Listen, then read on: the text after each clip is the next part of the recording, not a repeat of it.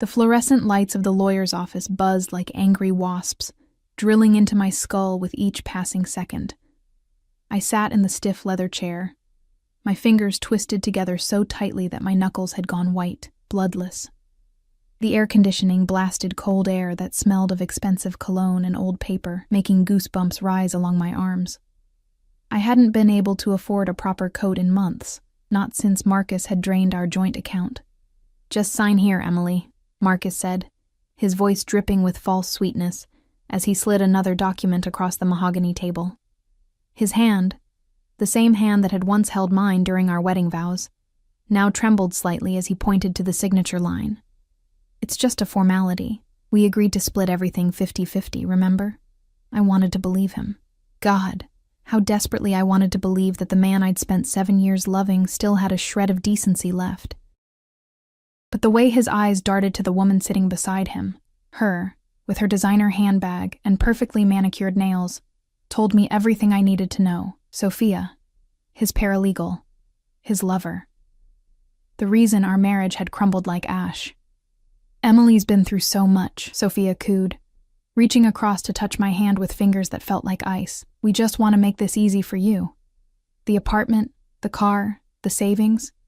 We'll handle all the complicated parts. You won't have to worry about anything." The scent of her perfume, something floral and expensive, made my stomach turn.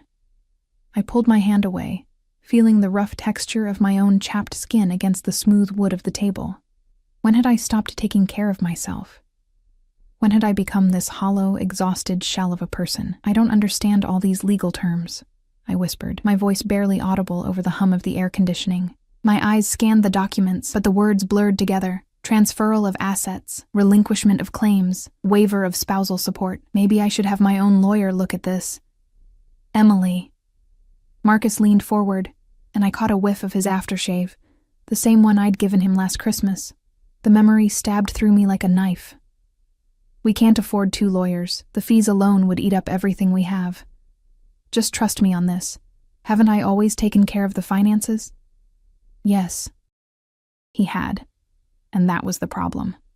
I'd been so focused on my work at the hospital, on double shifts and overnight rotations, trying to keep us afloat while he figured things out with his career. I'd trusted him with everything, our money, our future, our life together. And now I sat here, exhausted and alone, while he and his mistress looked at me with barely concealed impatience. The lawyer, Mr. Patterson, according to the nameplate on his desk, cleared his throat. He was Marcus's lawyer, chosen by Marcus, paid by Marcus. He wouldn't meet my eyes. "Ms. Chen, if you just sign on pages 12, 15, and 23, we can finalize everything today, unless you have specific questions." I had 1,000 questions, but my mind felt like it was wrapped in cotton, thick and suffocating. I hadn't slept in 3 days. The hospital had cut my hours. Budget constraints, they'd said. And I'd been living on coffee and anxiety. My hands shook as I reached for the pen. "That's it," Marcus encouraged, his voice warm and familiar in a way that made my chest ache. "Just 3 signatures and this nightmare is over. We can both move on." Move on. As if it were that simple. As if 7 years could be erased with 3 strokes of a pen. I pressed the ballpoint against the first signature line, feeling the slight resistance of the thick paper. The sound of the pen scratching seemed impossibly loud in the quiet office. My hand moved almost mechanically. "Emily Chen, Emily Chen, Emily." The door burst open. The sound was like a gunshot in the sterile quiet. I jerked back, the pen skittering across the page, leaving a jagged line of ink. My heart slammed against my ribs as I looked up. 3 men entered the office. No, 3 men filled the office, their presence so overwhelming that the spacious room suddenly felt claustrophobic. The 2 in front wore identical black suits, their expressions carved from stone, their eyes constantly scanning, assessing. But it was the man between them who made the air leave my lungs. He was young, maybe early 30s, with dark hair that fell slightly over his forehead and eyes so intensely blue they looked almost unnatural under the harsh fluorescent lights. His suit probably cost more than my car. No, more than 3 of my cars. The fabric moved like water over his broad shoulders as he walked, each step measured and deliberate. He smelled of sandalwood and something darker, something dangerous that I couldn't name. Power. He smelled of power. Mr. Patterson. His voice was quiet, almost gentle, but it sliced through the room like a blade. I need to borrow your office, now. The lawyer shot to his feet so fast his chair rolled backward and hit the wall. Mr. Caruso, of course, we were just finishing. You're finished. Those blue eyes swept across the room, touching Marcus, Sophia, me. When his gaze landed on me, I felt it like a physical touch, raising every hair on my body. Everyone out, except her. He pointed at me. My mouth went dry. Marcus stood up, puffing out his chest in a pathetic display of masculine bravado. Now wait just a minute. We're in the middle of important legal proceedings. You can't just... One of the men in black suits took a single step forward. That was all. Just one step. But Marcus stumbled backward, his face draining of color, his hand reaching blindly for Sophia's arm. I believe Mr. Caruso said everyone out, the bodyguard said flatly. Mr. Patterson was already gathering his papers with shaking hands, stuffing them into his briefcase without any semblance of order. Sophia grabbed her designer bag, her previous confidence evaporating. She practically ran for the door. Marcus hesitated, looking at me with something that might have been concern if I didn't know him better. It was probably just fear that I'd mess up whatever game he was playing. Emily, don't sign anything else. Leave. The man, Mr. Caruso, didn't raise his voice. He didn't have to. The single word carried the weight of absolute authority, of violence barely restrained. Marcus left. The door clicked shut behind them with a sound like a cell closing. I was alone with 3 strangers, my heart hammering so hard I could feel it in my throat. The 2 bodyguards positioned themselves on either side of the door, silent and watchful as statues. Mr. Caruso walked to the table where I sat frozen, pulled out Marcus's abandoned chair, and settled into it with the casual grace of a predator. Up close, I could see the faint scar along his jawline, the way his expensive watch caught the light, the perfect knot of his silk tie. Everything about him screamed danger wrapped in beautiful packaging. Ms. Chen. He said my name like he'd known me for years, like he had the right to speak it at all. His fingers, long, elegant, with a heavy silver ring on his right hand, reached for the documents I'd almost signed. Do you know what these papers actually say? I opened my mouth, closed it, shook my head. He leaned back in the chair, those unsettling blue eyes never leaving my face. They say that you're signing over full ownership of your apartment to Marcus Chen. They say you're waiving all rights to your joint savings account, currently containing $47,000. They say you're transferring ownership of your vehicle, releasing all claims to his pension, and agreeing to receive 0 spousal support or alimony. In exchange, you get absolutely nothing. The room tilted. I gripped the edge of the table, feeling the wood grain pressing into my palms. That's not... He said 50-50. He lied. Mr. Caruso's voice was matter-of-fact, almost kind. Your husband has been systematically moving assets into his mistress's name for the past 8 months. The apartment already has her name on the deed, forged your signature 6 months ago. The savings account? He withdrew $35,000 last week. By the time these papers are filed, you'll have given him legal permission to steal everything, and you'll have no recourse. Nausea rolled through me in waves. How do you know this? He smiled, and it was beautiful and terrifying all at once, because Marcus Chen owes a substantial debt to someone I know. When my associate went to collect, your husband offered him a deal. Wait until the divorce is finalized, and he could pay everything from his assets that are actually yours. I couldn't breathe. The room was spinning, and I could taste bile at the back of my throat. Everything. 7 years of my life. Every double shift. Every sacrifice. Gone. Why? I swallowed hard, forcing the words out. Why are you telling me this? Mr. Caruso stood, buttoning his suit jacket with practiced ease. He looked down at me, and for just a moment something flickered in those cold blue eyes, something almost like recognition, like he saw past the exhausted, broken woman sitting before him. Because, Ms. Chen, your husband made a critical mistake. He reached into his jacket pocket and pulled out a business card, placing it on the table in front of me with 2 fingers. The cardstock was heavy, expensive, with embossed lettering. He stole from someone under my protection, someone whose father was a very dear friend of mine, someone who died 6 months ago in a car accident that was no accident at all. My blood turned to ice. Your father was David Chen, he continued, his voice soft and deadly. A good man who ran a small import business in Chinatown. A man who refused to pay protection money to the Zhao family. A man who died when his brakes mysteriously failed on the highway. Tears burned in my eyes. I'd known. Deep down, I'd known it wasn't an accident.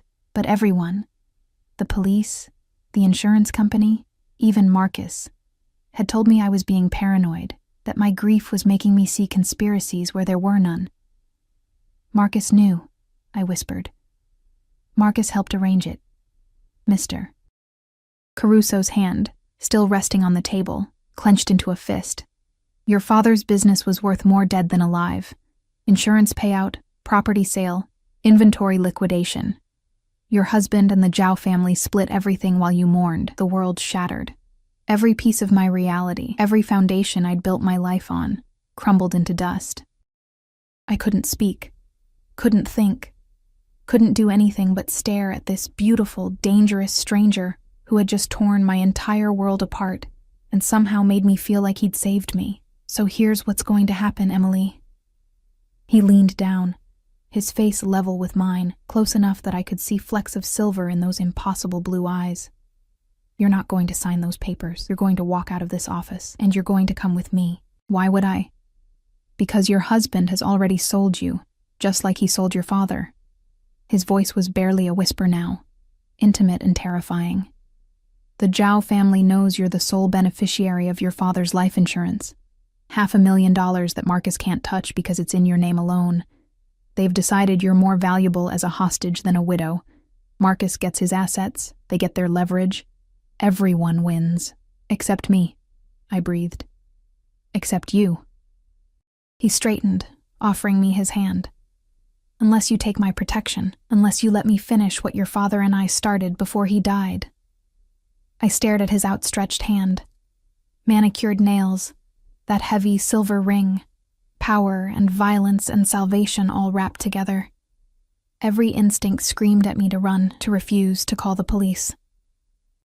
But what would I tell them? That my husband had tried to steal from me? That I'd almost signed it all away willingly?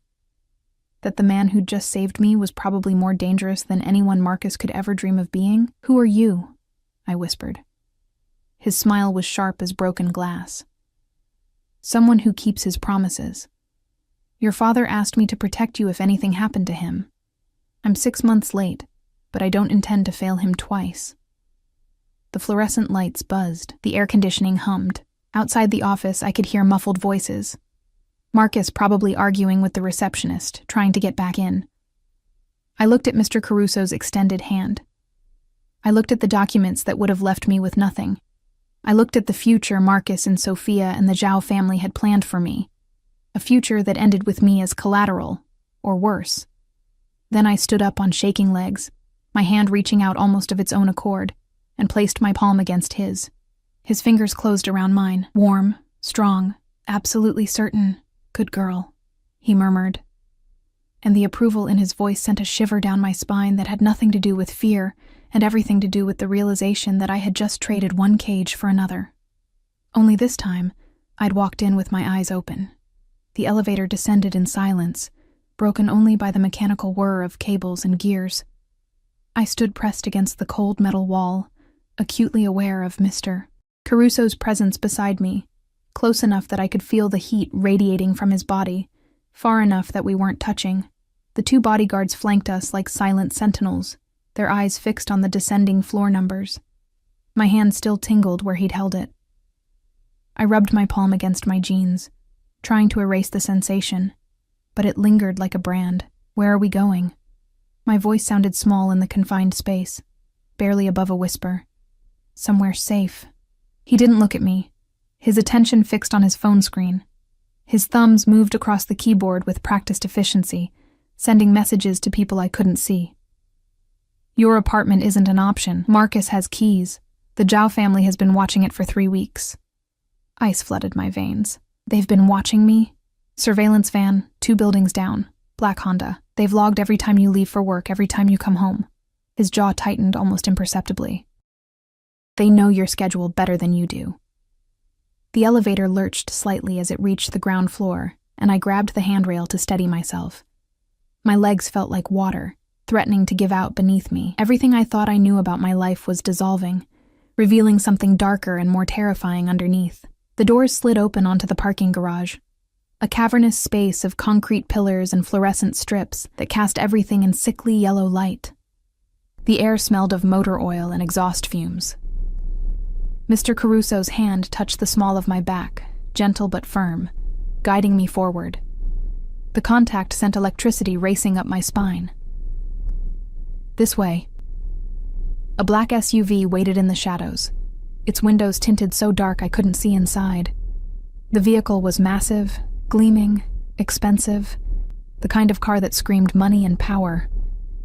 One of the bodyguards moved ahead, opening the rear door while the other scanned the garage with eyes that missed nothing. "Get in," Mr. Caruso said softly. I hesitated at the threshold, my hand gripping the door frame. This was it, the point of no return. Once I got into this car, I was accepting whatever came next. I was trusting a man I didn't know, a man who moved through the world with violence trailing in his wake like a shadow. Emily. His voice was closer now, his breath warm against my ear. They're already moving. Marcus called them the moment we left that office. You have maybe 30 minutes before they reach your apartment, and if you're there... He didn't finish the sentence. He didn't have to. I climbed into the SUV. The interior smelled of leather and that same sandalwood scent that clung to Mr. Caruso's skin. The seats were butter soft, the kind of luxury I'd only ever seen in magazines. He slid in beside me, close enough that our thighs almost touched, and the door closed with a solid final thunk. The engine purred to life, a sound of restrained power, and we pulled out of the garage into the fading afternoon light. I watched the city slide past the tinted windows, familiar streets suddenly looking alien and threatening. Every person on the sidewalk could be watching. Every car could be following. My fingers twisted together in my lap, my breath coming too fast, too shallow. Breathe, Mr. Caruso commanded, his hand suddenly covering both of mine. His palm was warm, his grip firm and steadying. In through your nose, out through your mouth. You're safe here. Safe, I repeated, the word tasting like ash. I don't even know who you are. I don't know what you want from me. My name is Dominic Caruso. His thumb traced a slow circle over my knuckles, the gesture oddly soothing despite its intimacy. I run certain business operations in the city, import, export, protection services. Your father and I had an arrangement. He provided legitimate shipping channels.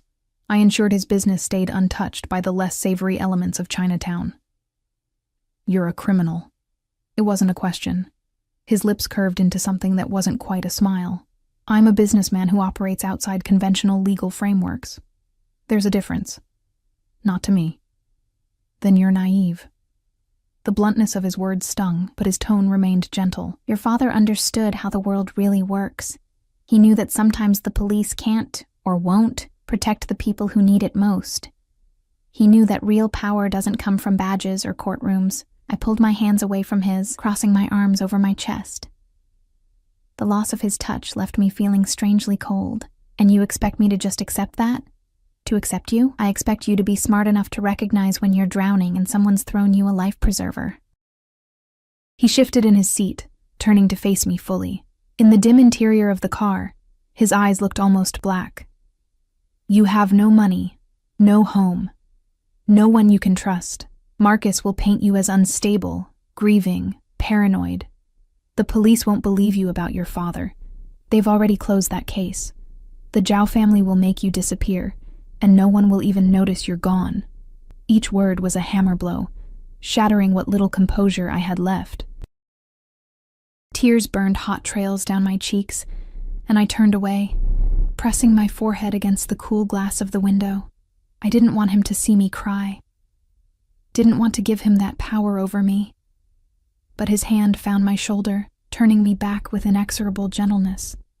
His thumb caught a tear as it fell, wiping it away with a tenderness that didn't match the hardness in his eyes. "Or," he continued, his voice dropping to barely more than a murmur, "you let me handle this. You trust me to protect you the way I should have protected your father. You give me permission to do what needs to be done." "What does that mean?" I asked, though part of me already knew. Part of me didn't want to hear it confirmed. "It means Marcus pays for what he's done. It means the Zhao family learns what happens when they target someone under my protection. It means you get justice, real justice, not the sanitized version they sell in courtrooms." The car turned onto a tree-lined street I didn't recognize, slowing as we approached a tall iron gate.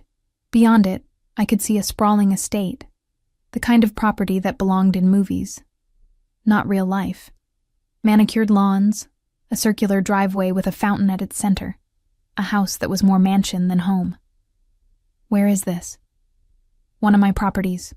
The gate swung open as we approached, some invisible signal granting us passage. "No one knows about it except my most trusted people. You'll be safe here while we make arrangements." The SUV glided to a stop in front of the main entrance, massive double doors of dark wood and frosted glass.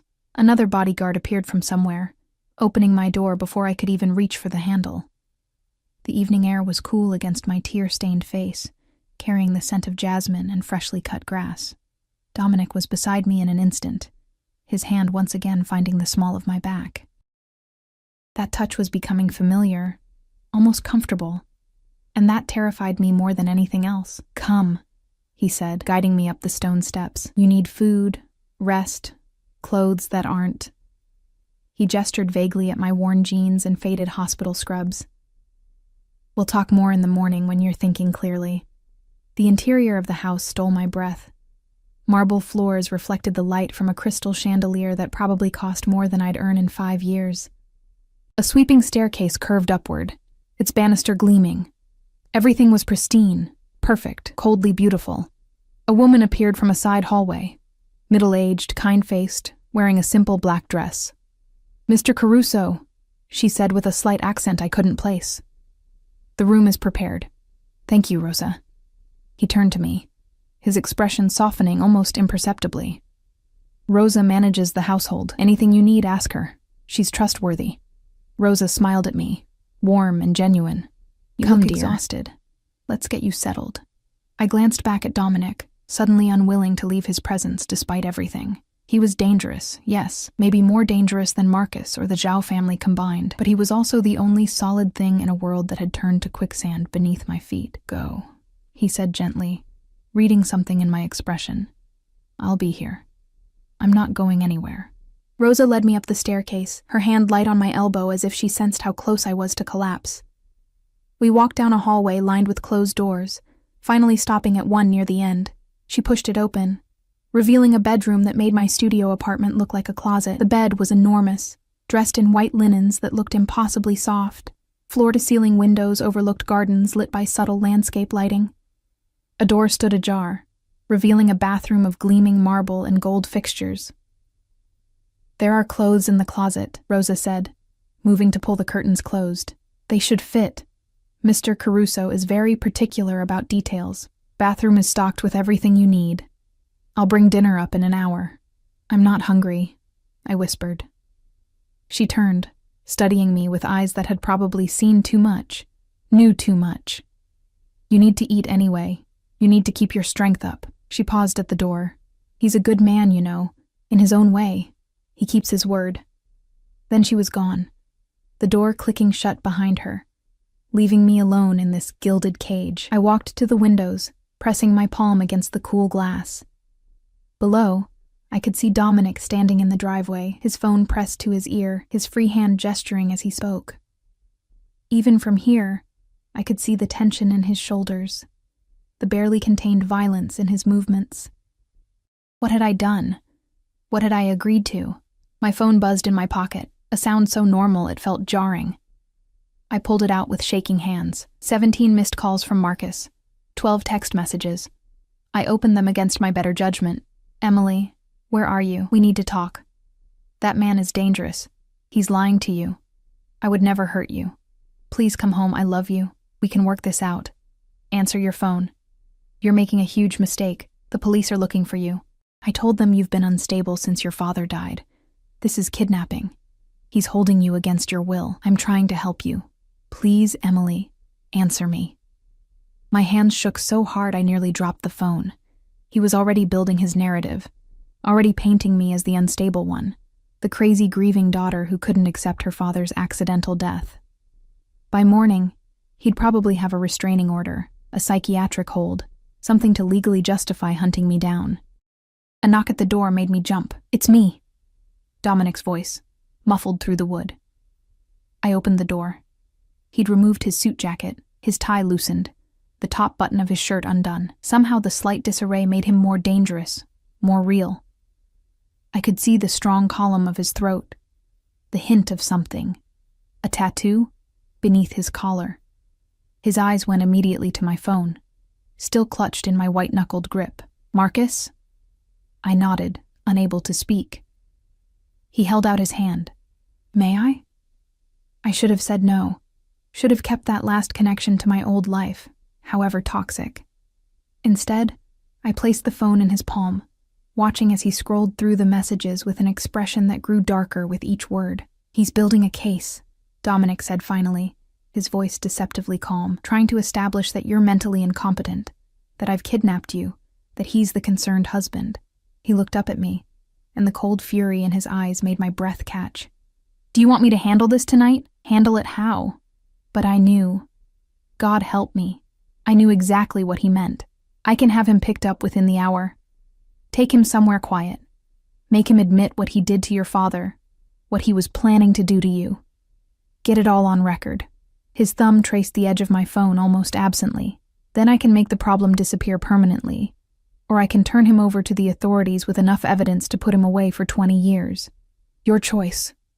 My heart hammered against my ribs. This was real. This wasn't some thriller novel or crime drama.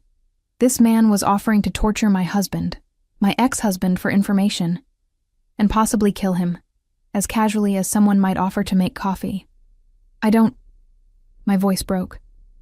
I can't make that decision. Yes, you can.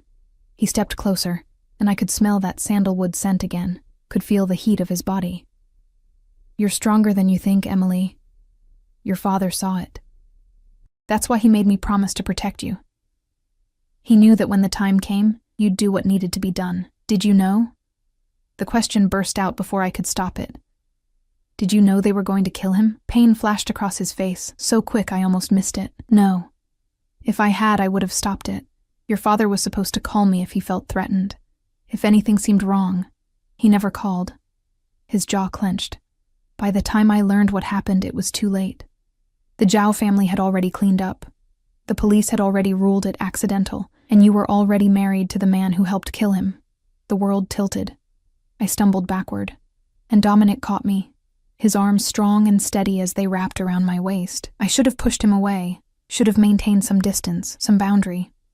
Instead, I found myself leaning into his chest, my forehead pressed against his shoulder, breathing in his scent while my body shook with silent sobs. I've got you. He murmured into my hair, one hand stroking slow circles on my back. I've got you, and I'm not letting go. They won't touch you. I swear it on your father's grave.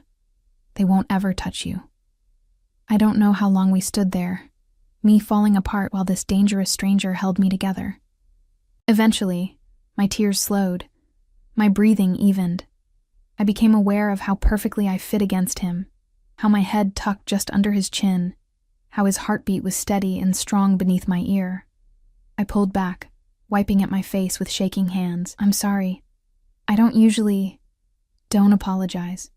His hands lingered on my waist for a moment before dropping away, leaving me feeling strangely bereft. You've had the worst day of your life, and it's not over yet. He held up my phone. I'm keeping this. They can track it, use it to find you. I'll get you a new one tomorrow. Secure line, untraceable. Okay, I whispered, because what else could I say? He moved toward the door, then paused, looking back at me with an expression I couldn't read. For what it's worth, Emily, I wish we'd met under different circumstances. Your father talked about you constantly. His brilliant daughter. The nurse who saved lives. The one good thing in his world. I looked forward to meeting you someday. Just not like this, I finished. Just not like this, he agreed. His hand rested on the doorknob. Get some rest. Tomorrow we start fighting back. Dominic? His name felt strange on my tongue, intimate and forbidden. He turned, one eyebrow raised in question. What did my father promise you in exchange for protecting me? A ghost of a smile crossed his lips. Nothing. He was my friend. That's what friends do. They protect each other's families. Even after they're gone. Then he was gone, the door closing softly behind him, leaving me alone with the weight of everything I'd lost and the terrifying uncertainty of what I'd gained. I walked to the bed, my legs finally giving out. I sank onto the mattress, and Rosa was right. It was impossibly soft, and stared up at the ceiling. Somewhere in this enormous house, Dominic was making calls, arranging whatever came next. Somewhere in the city, Marcus was spinning his lies, building his case. Somewhere the Zhao family was hunting me, and here I was, in a stranger's home, wearing a stranger's protection like armor I didn't know how to wield. My father's face flashed through my mind, the way he'd looked the last time I saw him, warning me about something I'd been too stubborn to hear. Had he known? Had he suspected Marcus all along? The tears came again, quieter this time, soaking into the expensive pillows. I cried for my father, for my shattered marriage, for the naive woman I'd been just this morning who thought signing papers was the worst thing she'd face today. Outside my window, night fell over the gardens, transforming them into shadows and silver light. And somewhere in the darkness, Dominic Caruso was planning his war. I just hoped I'd survive being caught in the crossfire. Sunlight filtered through the curtains, warm and golden, coaxing me from a sleep so deep it felt like drowning. For one blissful moment, I forgot everything. Forgot Marcus. Forgot the lawyer's office. Forgot the impossible choice I'd made. Then reality crashed down like a wave, and I bolted upright, my heart racing. The room around me was unfamiliar in daylight, elegant, expensive. A prison dressed in silk and marble. Someone had been in my room while I slept. The realization sent ice through my veins until I saw what they'd left. A tray on the bedside table with coffee, fresh fruit, and pastries that smelled of butter and sugar. Beside it, a neat stack of clothes. Jeans that looked like they'd actually fit. A soft cotton shirt in dove gray. Undergarments still in their packaging. I touched the fabric, marveling at the quality. Everything was exactly my size. Mr. Caruso is very particular about details, Rosa had said. The thought of him knowing these intimate measurements made heat crawl up my neck. The coffee was still hot. Whoever had brought it hadn't been gone long. I showered in the marble bathroom, standing under water pressure that felt like a massage, using products that probably cost more than my weekly grocery budget. The scent of lavender and vanilla clung to my skin as I dried off with towels so plush they felt like clouds. For a few stolen minutes, I let myself pretend this was normal, that I belonged in this world of luxury and excess. The clothes fit perfectly. Of course they did. I found my way downstairs by following the scent of coffee and the low murmur of voices. The house looked different in daylight, less intimidating, more lived in. Fresh flowers in crystal vases. Photographs in silver frames showing places I didn't recognize. A home, not just a showpiece. The voices led me to a dining room where Dominic sat at the head of a long table, papers spread before him, his phone pressed to his ear. He'd changed from yesterday's suit into dark jeans and a white shirt, with the sleeves rolled to his elbows. The casual clothes should have made him less intimidating. They didn't. He looked up as I entered, his eyes traveling over me with an assessment that felt physical. Something flickered in his expression. Approval? Satisfaction. Before he returned his attention to his call. I don't care what excuses he's making. I want eyes on him 24/7. If he so much as jaywalks, I want to know about it. A pause. Good. And the other matter? Another pause. This one longer. His jaw tightened. Then we moved to Plan B, tonight. He ended the call, setting the phone down with careful precision. Good morning. You slept well? I slept, I said, which wasn't the same thing. I dreamed of my father, of Marcus's hands around my throat, of blue eyes watching me from shadows. What's plan B? Direct. A smile ghosted across his lips. I like that. Sit, eat. We have a lot to discuss. I took a seat several chairs down from him, maintaining distance. He noticed, his expression darkening almost imperceptibly, but said nothing. Rosa appeared with more coffee, filling my cup with a warm smile before disappearing again. The Zhao family made their move last night, Dominic said, pushing a tablet across the table toward me. Your apartment was broken into around 3 a.m. They made it look like a robbery, but they were searching for something specific.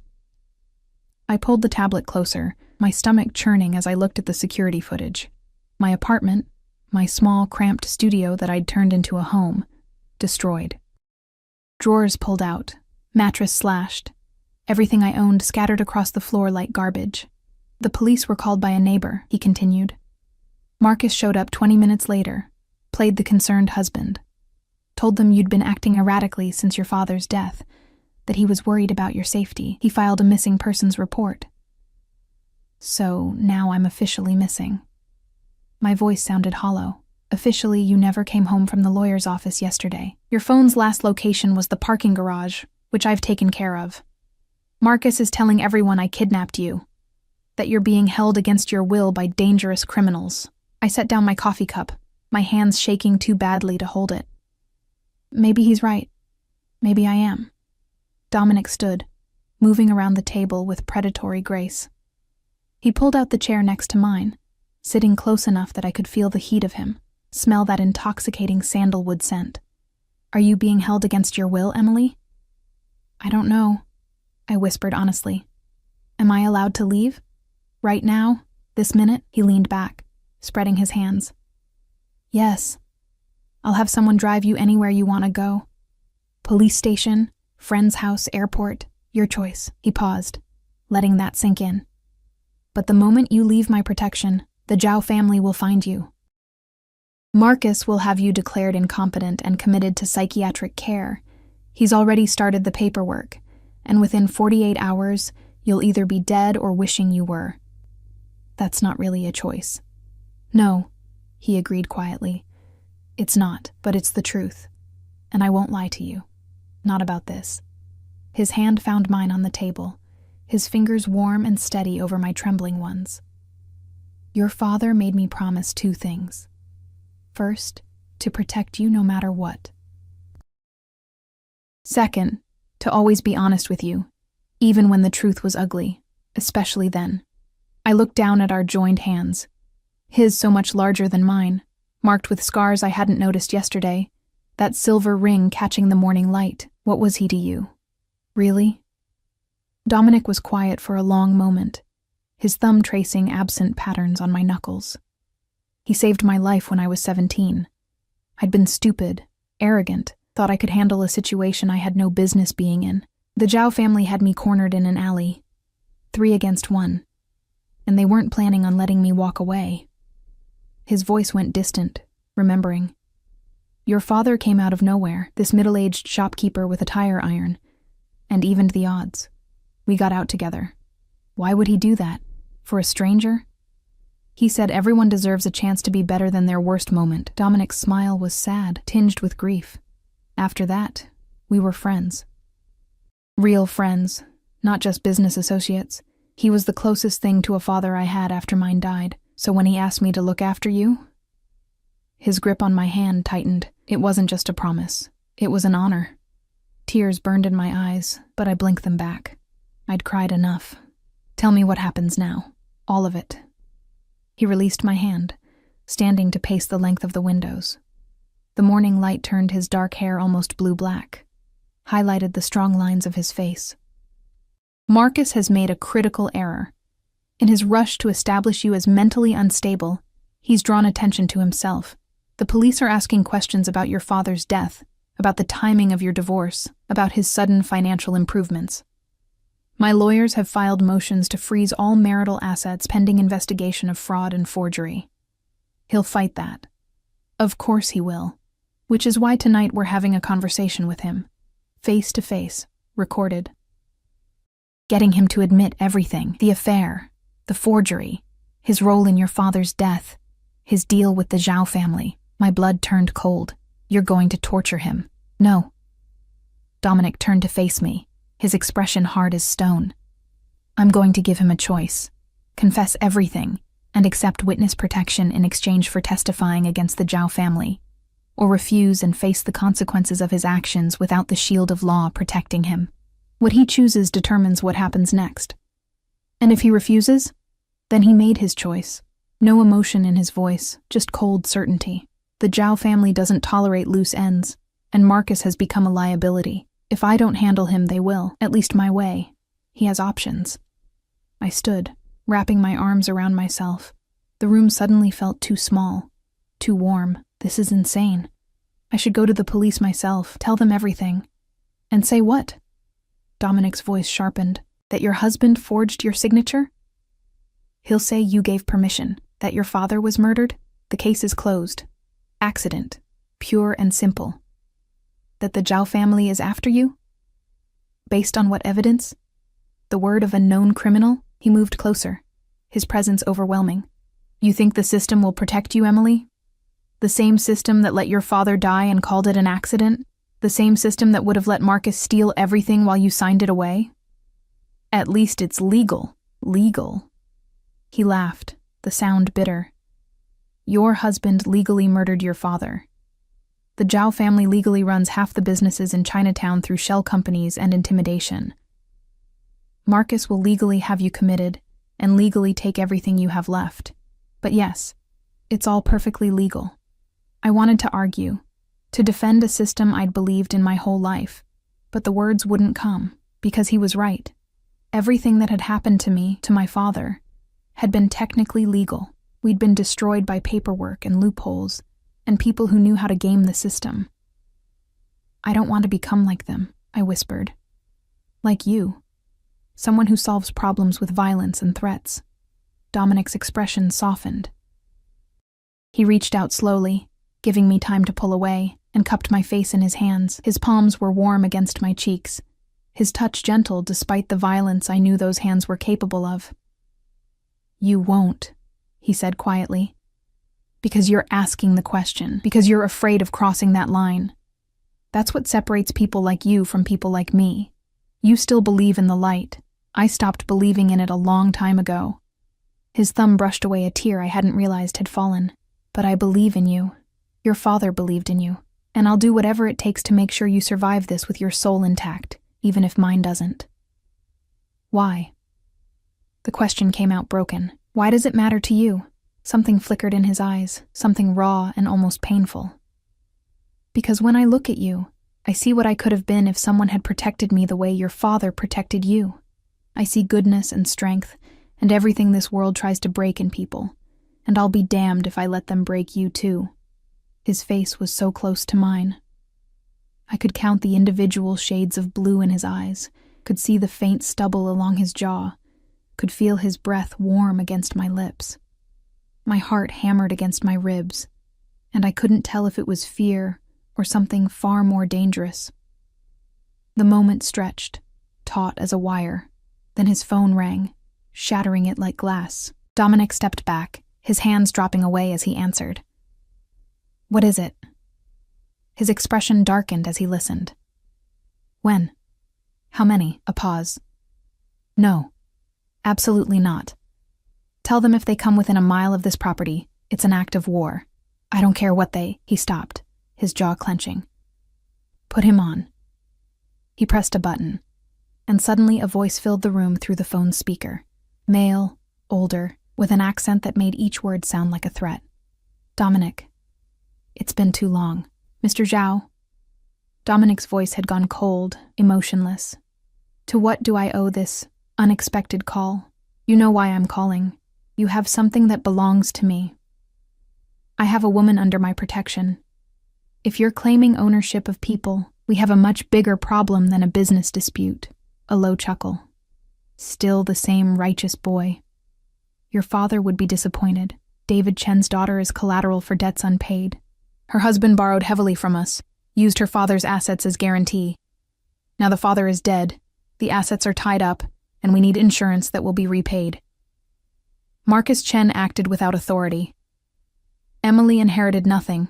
Her father's estate was already depleted by your family's protection fees and Marcus's embezzlement. You have no legal claim.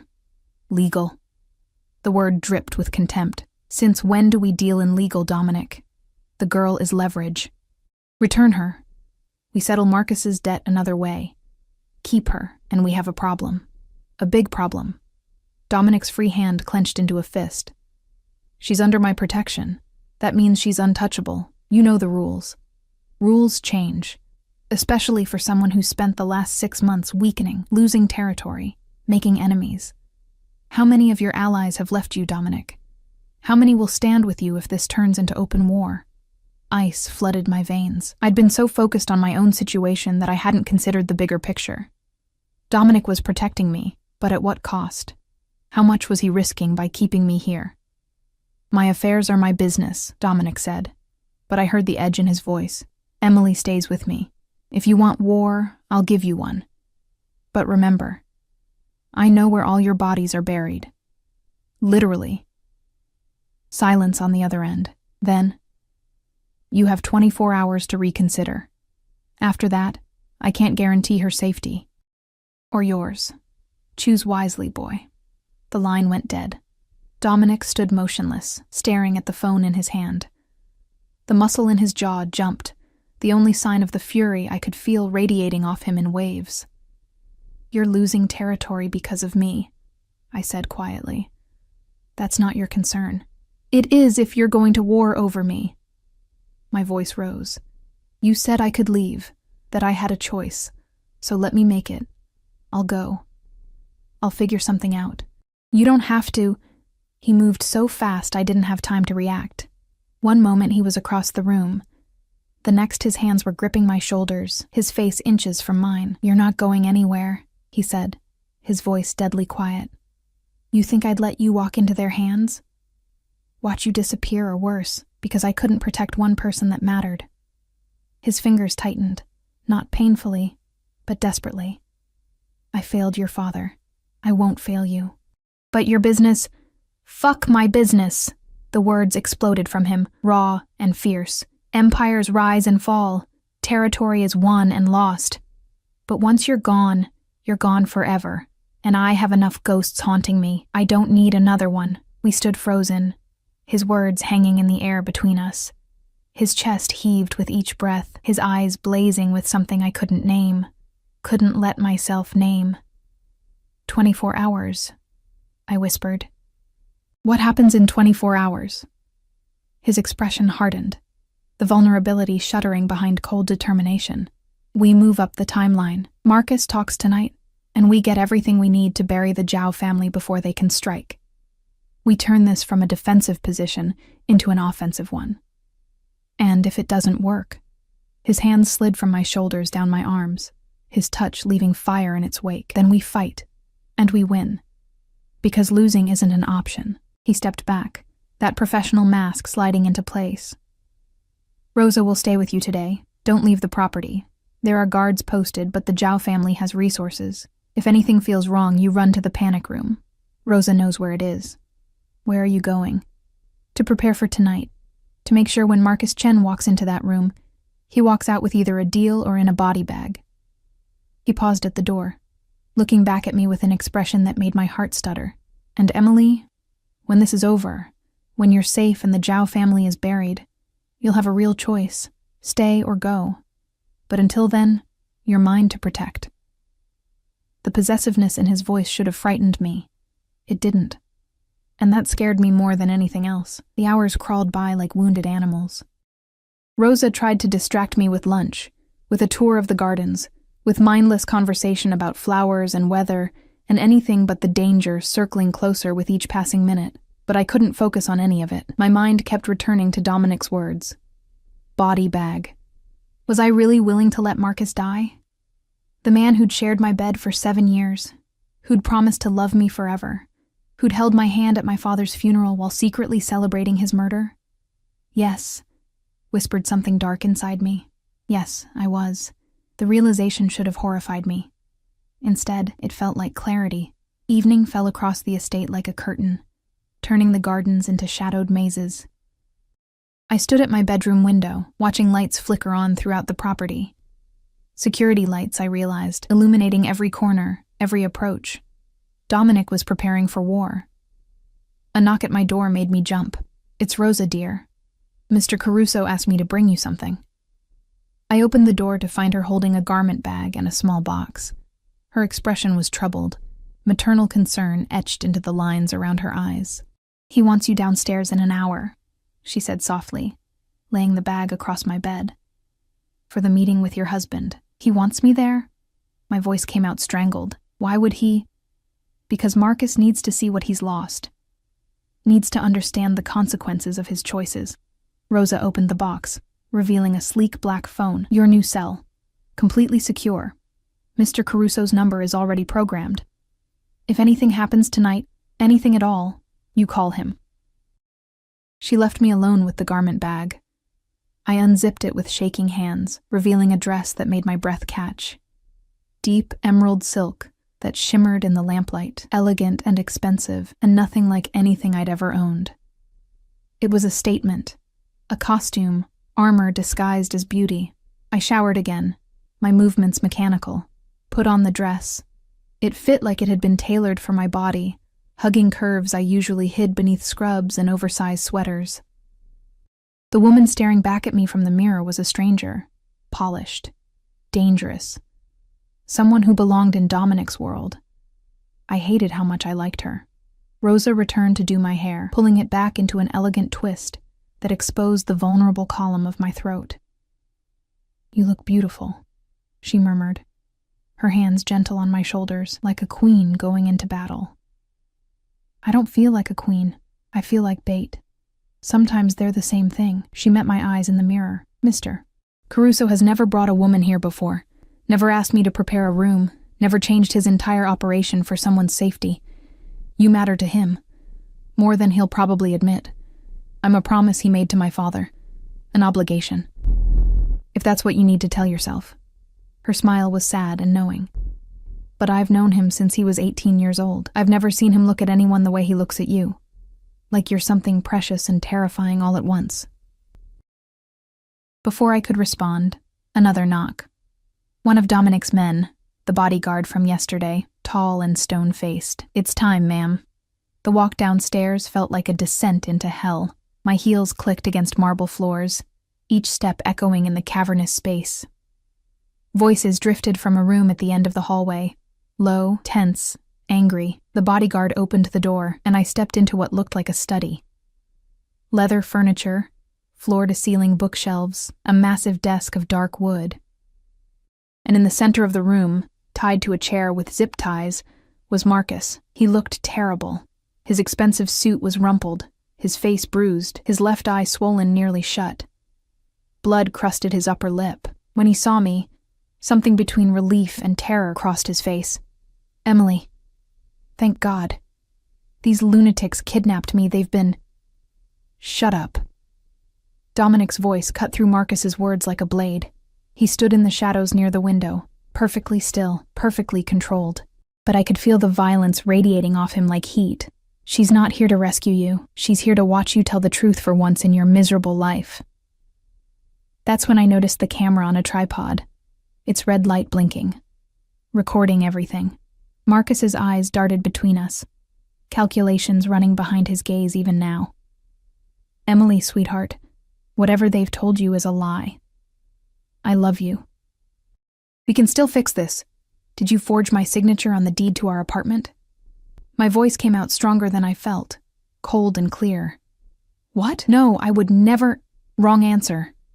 Dominic moved with terrifying speed, grabbing a handful of Marcus's hair and yanking his head back. "Let's try this again. Did you forge Emily's signature on legal documents transferring ownership of marital assets to your mistress?"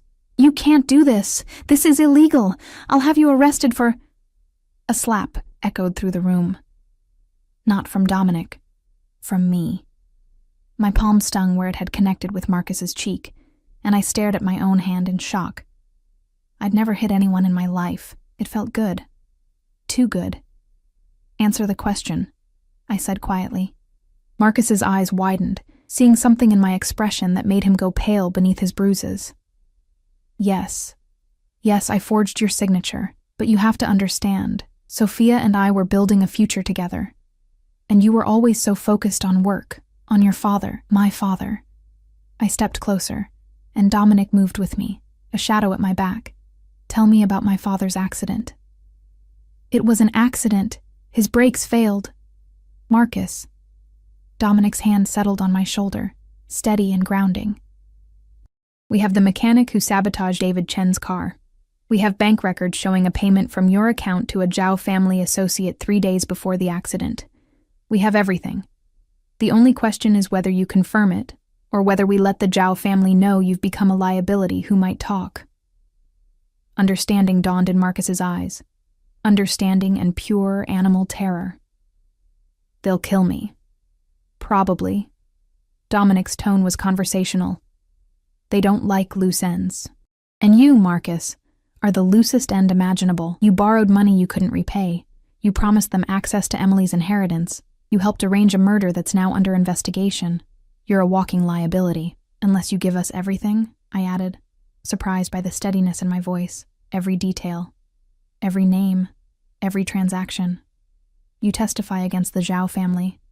And Dominic puts you in witness protection somewhere they'll never find you. Marcus laughed, a broken, desperate sound. Witness protection? You think the Zhao family can't reach me there? You think anywhere is safe? Safer than here, Dominic said. Safer than what happens if you refuse to cooperate. Because if you don't give us what we need, I hand you over to them personally. Tell them you are planning to turn state's evidence. Let them handle you their way. That's murder. Marcus struggled against his restraints. Emily, you can't let him do this. I'm your husband. We took vows. You broke those vows when you fucked your paralegal, I said, the words tasting like acid. You shattered them when you helped murder my father for insurance money. There's nothing left between us but choices, Marcus. Choose wisely. He stared at me like he'd never seen me before. Maybe he hadn't. Maybe the exhausted, trusting woman he'd married had died in that lawyer's office yesterday, and someone harder had been born in her place. If I talk, he said slowly, you guarantee my safety? Get me out of the city? Away from the Zhao family? You have my word, Dominic said. And unlike you, I keep my promises. What followed was a confession that made my stomach turn. Marcus talked for over an hour, the camera recording every word. He detailed how the Zhao family had approached him 2 years ago, how they'd offered to solve his gambling debts in exchange for access to my father's shipping business, how my father had refused to cooperate, making him a liability, how Marcus had provided the schedule, the route, the opportunity for the mechanic to tamper with the brakes. He'd watched my father die and held me while I cried, all while the insurance money was already being divided. The apartment, the savings, even my car, all transferred to Sophia's name over months of careful fraud. He'd planned to have me declared incompetent after the divorce, institutionalized, while he and Sophia lived off everything we'd built together. The Zhao family's plan for me was simpler. Ransom me back to Marcus for the insurance money, then make me disappear permanently. No witnesses, no loose ends. By the time Marcus finished talking, I felt numb, hollowed out. I'd known he'd betrayed me, but hearing the scope of it, the casual cruelty, the way he'd calculated my worth in dollars and convenience, it broke something in me that I didn't know could break. Dominic stopped the recording, removed the memory card with careful precision. You'll stay here tonight. Tomorrow, my people will move you to a secure location. You'll remain there until the Zhao family trial concludes. After that, you're free to disappear. What about Sophia? Marcus asked, his voice hoarse. What about her? Dominic's tone was ice. She's an accomplice to fraud and accessory to murder. She'll be arrested along with everyone else. She didn't know about David. I never told her. I don't care. Dominic moved toward the door, his hand finding the small of my back. Emily, let's go. I followed him into the hallway, my legs mechanical, my mind struggling to process everything I'd heard. Behind us, I could hear Marcus calling my name, pleading, making promises he'd never keep. The door closed, cutting off his voice.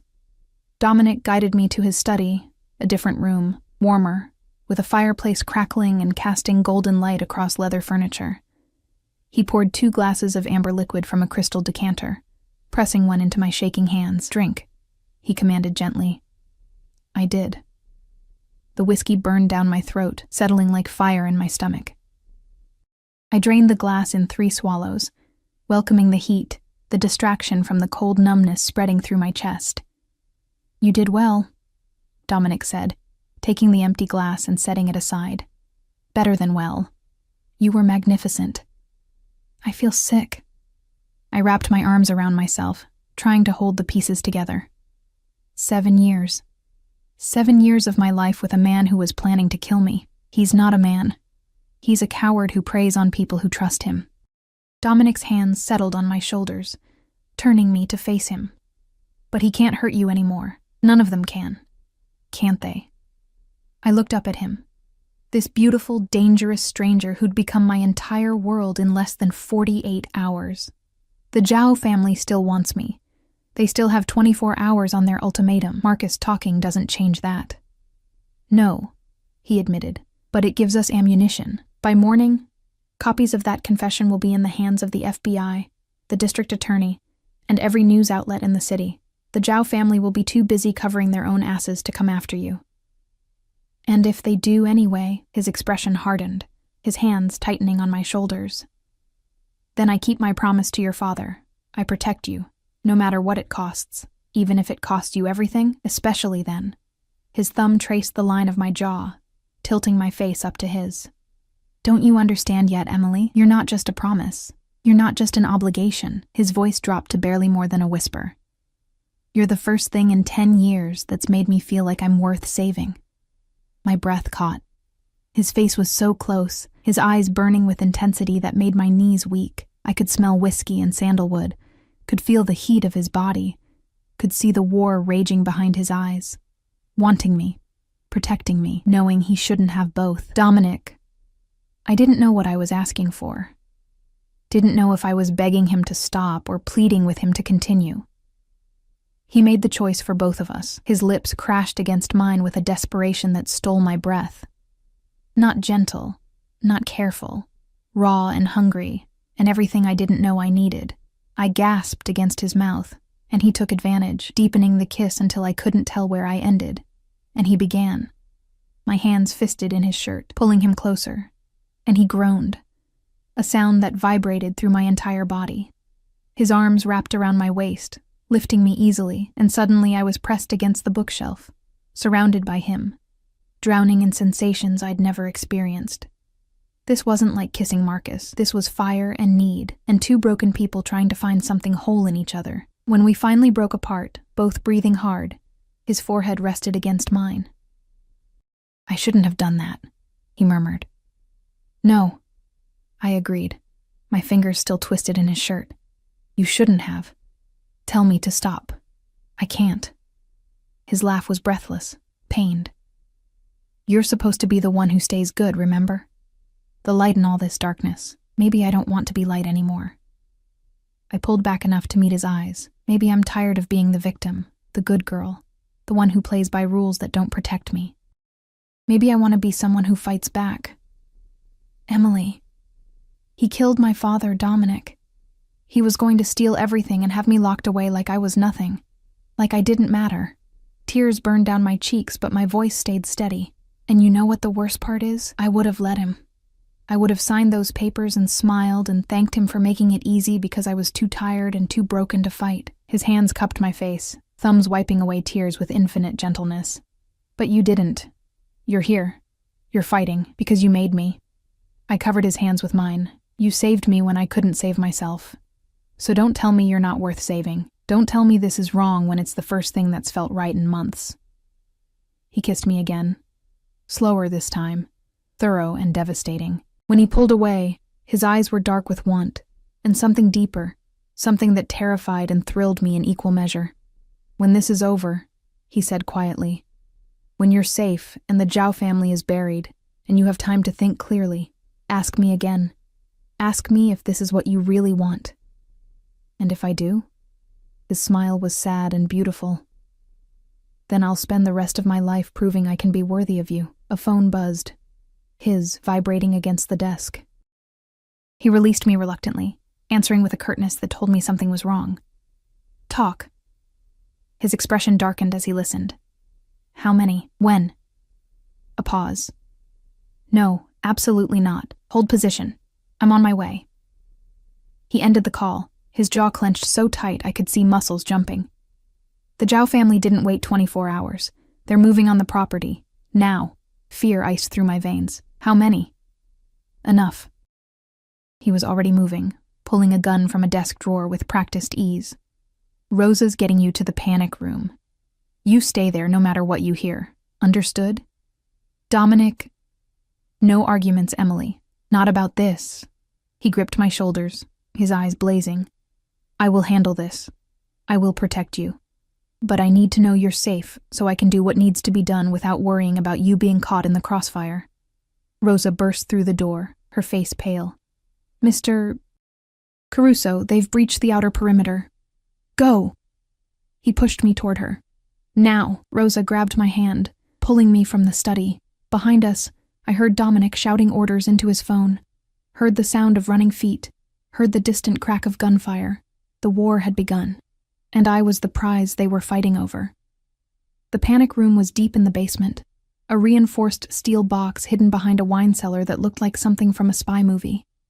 Rosa's hands shook as she pressed her palm against a biometric scanner, the heavy door hissing open to reveal a space about the size of my old studio apartment. Banks of monitors lined one wall, showing security feeds from every angle of the property. Supplies stacked neatly in the corner. Water, food, medical kit, weapons. Stay here, Rosa commanded, pushing me inside.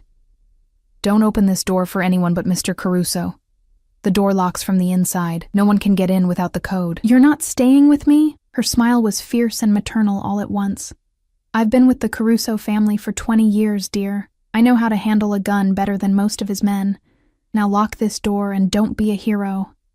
She was gone before I could protest, the door sealing shut with a sound like a vault closing.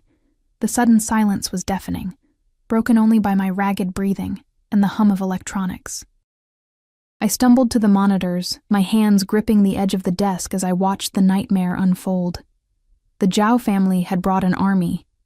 Black SUVs poured through the shattered front gate, men in tactical gear spreading across the property like locusts. Gunfire lit up the night, muzzle flashes like deadly fireflies. Dominic's guards fired from defensive positions, but they were outnumbered 3-1. I found Dominic on one of the feeds, a camera covering the front entrance. He moved with lethal grace, his gun barking orders of death as men fell before him. But there were too many. For every one he dropped, 2 more appeared. My phone, the secure one Rosa had given me, vibrated in my pocket. Dominic's name flashed on the screen. Emily. His voice was strained, breathless. Gunfire crackled in the background. Are you in the panic room? Yes. Dominic, there are too many of them. I know. Listen to me carefully. There's an emergency exit in the back corner of the room, behind the shelving unit. It leads to a tunnel that comes out a 1/4 mile from the property near the highway. Keys to a car are in the exit lockbox. Code is your father's birthday. I'm not leaving you. You are. His tone left no room for argument. This is a distraction, Emily. They're hitting us hard here to draw our forces while a smaller team circles around to grab you. They know about the panic room. Someone talked. Anger and betrayal laced his words. You have maybe 10 minutes before they breach it. You run. You get to the car. You drive to the address I'm texting you. My people will meet you there. What about you? A pause. More gunfire. A grunt of pain that made my heart stop. I'm buying you time. Now go. The line went dead. On the monitors, I watched him take a bullet to the shoulder, saw him spin and drop the shooter without hesitation. Blood bloomed across his white shirt, dark and spreading. He kept fighting. For me. He was bleeding and fighting and maybe dying for me. I wanted to scream, to run to him, to do something other than hide like a coward. But Rosa's words echoed in my head. Don't be a hero. and Dominic's, "I need to know you're safe so I can do what needs to be done." My hands shook as I moved the shelving unit. Surprisingly light, designed to move easily in emergency. The exit door was exactly where he'd said, a heavy steel hatch with a digital keypad. My father's birthday, June 15th, 06:15. The lock clicked open. I looked back at the monitors one last time. Dominic had fallen back to the main house, blood trailing behind him. 3 of his men formed a defensive line at his back. The Zhao forces were closing in. Then I saw them. 4 men peeling off from the main assault, moving toward the side of the house, toward the basement entrance, toward me. I grabbed the emergency pack near the exit, slung it over my shoulder, and plunged into the tunnel. Darkness swallowed me whole. Emergency lighting flickered on as I ran. Dim bulbs casting weak yellow light every 20 feet. The tunnel was narrow, concrete walls pressing in from both sides, the air thick and stale. My heels were impossible to run in, so I kicked them off, the cold floor biting into my bare feet as I sprinted. Behind me I heard it, the muffled boom of an explosion. They'd breached the panic room. I ran faster, my lungs burning, the emergency pack bouncing against my back. The tunnel seemed endless, stretching into infinity. My phone vibrated again, a text from Dominic. "Run faster." 2 words that sent pure terror through my veins. The tunnel ended at another hatch. This one manual. I threw my weight against the release wheel, muscles screaming as I forced it to turn. The hatch swung open onto a moonlit night, fresh air rushing in to fill my starved lungs. I climbed out into a small clearing surrounded by trees. True to Dominic's word, a black sedan sat hidden beneath camouflage netting, keys in the lockbox mounted to the driver's door. Code 0615. The locks popped. I threw myself into the driver's seat, jamming the key into the ignition. The engine roared to life and I floored it, tires spinning on dirt before finding purchase. The car shot forward, crashing through the underbrush onto a narrow access road. In the rearview mirror, I could see the glow of fires from Dominic's estate, hear the distant pop of gunfire, see my entire world burning. I drove like a woman possessed, following the GPS coordinates Dominic had sent. They led me deeper into the city, to a neighborhood I didn't recognize. Industrial buildings and warehouses, most abandoned. The address was a nondescript 3-story structure with barred windows and a reinforced door. I barely had the car in park before the door opened. A woman stepped out, late 40s, beautiful in a severe way, with iron gray hair pulled back in a tight bun. She wore tactical gear and carried a pistol with casual familiarity. "Emily Chen?" Her voice was clipped, professional. "Yes, Dominic sent me. Inside, now." She hustled me through the door, into what looked like a command center. Banks of computers, weapons lockers, maps covering the walls. A dozen people worked with focused intensity, coordinating something I didn't understand. "Status?" The woman barked to someone at a computer. "Caruso's holding the main house. Casualties on both sides. Zhao family forces are pulling back. FBI just rolled up with full tactical." Relief nearly drove me to my knees. "He's alive?" "For now." The woman turned to me, her expression softening slightly. "I'm Catherine Reeves. I run security operations for the Caruso organization. Dominic called me 20 minutes ago. Told me you'd be coming. You're safe here. I need to go back. He's wounded. He needs you alive and hidden." Catherine's hand on my shoulder was firm. "That's what keeps him fighting, knowing you made it out." A phone rang, not mine, one of the secure lines on the desk. Catherine answered, listened, then handed it to me. "It's him." I grabbed the phone so fast I nearly dropped it. "Dominic?" "You made it." His voice was weak, pained, but alive, so blessedly alive. "Good girl." "You're hurt. How bad?" "I've had worse." A lie? I could hear it in the tightness of his voice. "The FBI raided based on Marcus's confession. Perfect timing. The Zhao family's entire leadership is in custody. It's over, Emily. You're safe." Tears streamed down my face. "What about you?" "Shoulder wound. I'll live." A pause. "I need to stay here, handle the FBI, make sure everything's locked down. Catherine will keep you secure until I can come get you. Probably a few days." "Days?" My voice broke. "I know. I know, sweetheart. But I need to make sure every threat is neutralized before I bring you back into my world. His voice dropped to barely a whisper. I almost lost you tonight. I'm not risking that again. Dominic? Rest. Heal. Let me handle this. And Emily? He waited until I made a sound of acknowledgement. When I come for you, I'm not letting you go again. Ever. Understand? Yes, I whispered. The line went dead. 3 days felt like 3 years. Catherine kept me in the safe house, comfortable but confined. I watched the news obsessively. The Zhao family's arrest was the top story, a sprawling RICO case that promised to dismantle decades of organized crime. Marcus's confession played on every channel. His face splashed across screens as the star witness who'd brought down an empire. Sophia had been arrested trying to flee the country. The apartment, the car, all the assets Marcus had stolen, frozen pending legal proceedings. The life he'd built on my father's grave was crumbling to dust. I should have felt vindicated. Instead, I felt hollow. On the 4th day, Catherine came to me with a knowing smile. He's here. My heart stopped, then raced. I followed her down the stairs to the main floor, where Dominic stood talking to one of the security team. His left arm was in a sling, his face bruised, bandages visible beneath his shirt. But he was alive, standing, smiling when he saw me. I didn't remember crossing the room. Suddenly I was in his arms, carefully, mindful of his injuries, and he was holding me like I was something precious and irreplaceable. Hey, he murmured into my hair. Miss me. I laughed through tears. You got shot.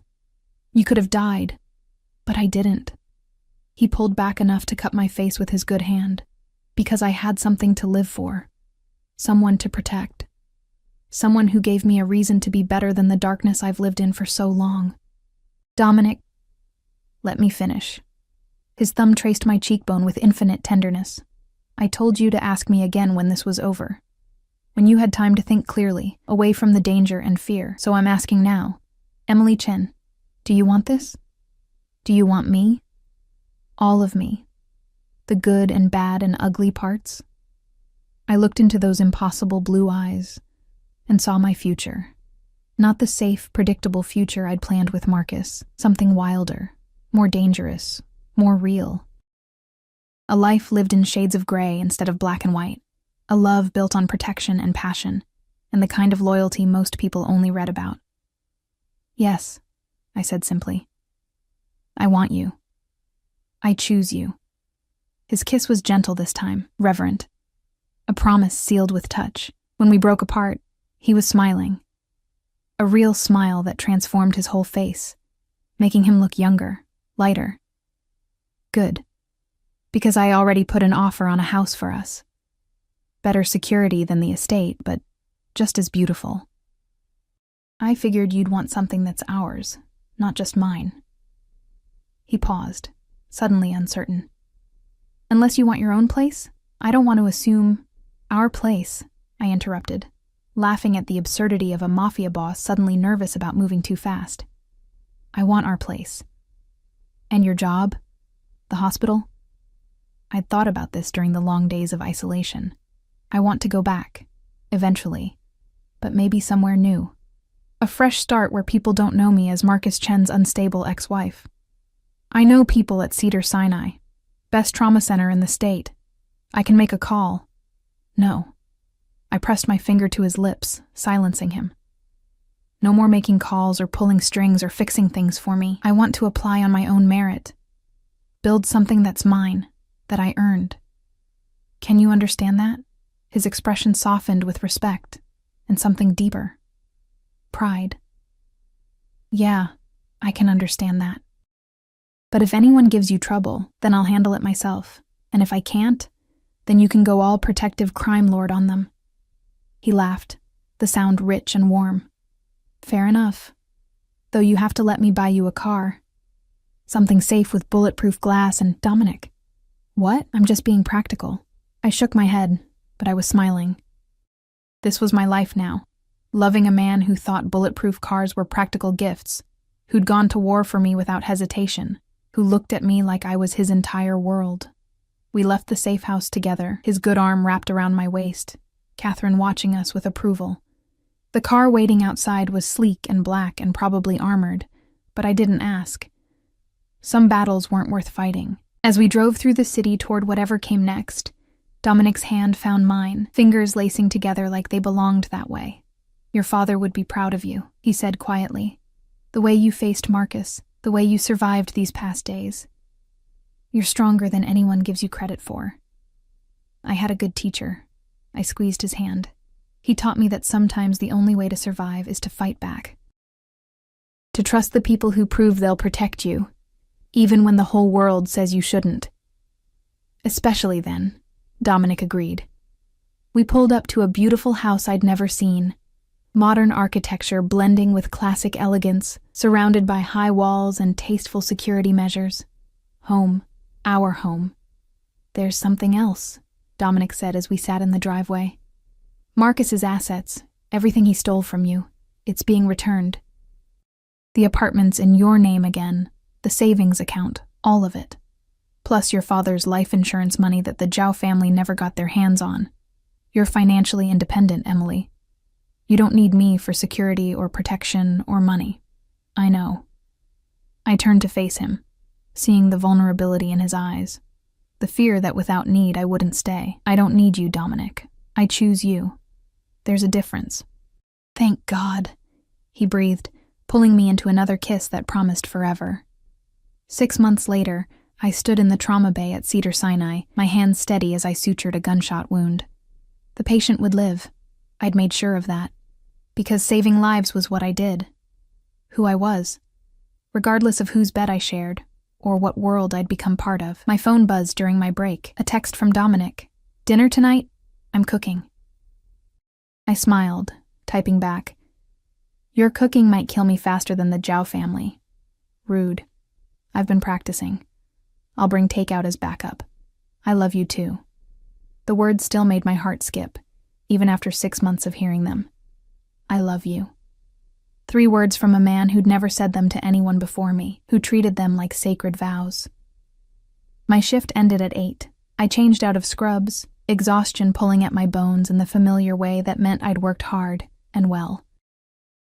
The attending had complimented my technique today, mentioned recommendations for a surgery fellowship.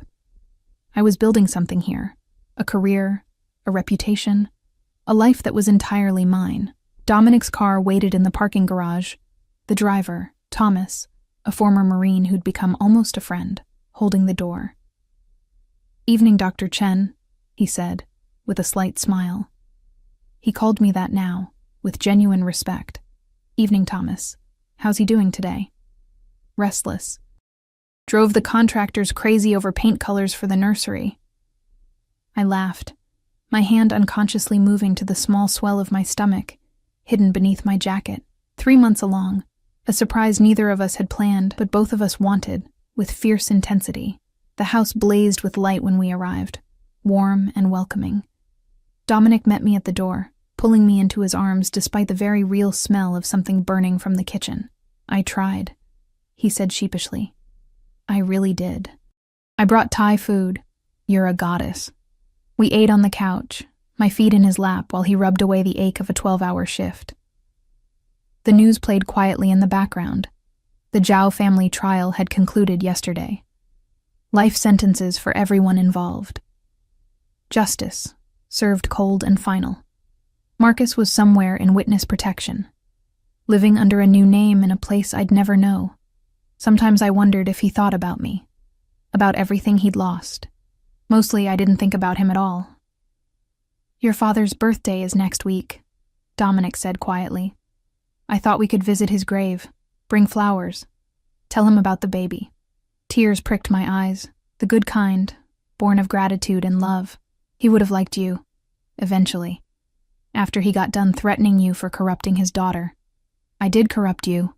His hand moved to my stomach, protective and possessive, turned a good girl into a crime lord's wife. "Not wife yet," I reminded him. "You still haven't actually proposed, haven't I?" He shifted, pulling a small box from his pocket with a grin that told me he'd been waiting for this moment. Emily Chen, will you marry me? Will you let me spend the rest of my life protecting you, loving you, and failing spectacularly at cooking for you? The ring was perfect, a deep green emerald surrounded by diamonds, elegant and unique, and nothing I would have chosen for myself, which somehow made it perfect. Yes, I whispered through tears. Yes to all of it. He slipped the ring onto my finger, then kissed me with the kind of tenderness that still made my knees weak. Outside, rain began to fall, drumming softly against the windows. Inside, we were warm and safe and together. I'd lost so much. My father, my innocence, my naive faith that the world was fair and just. But I'd gained something too, strength I didn't know I possessed, a love I never expected to find, and the understanding that sometimes salvation comes from the most unlikely places, in the arms of a beautiful monster who'd taught me that survival sometimes means embracing the darkness and learning to find light there anyway.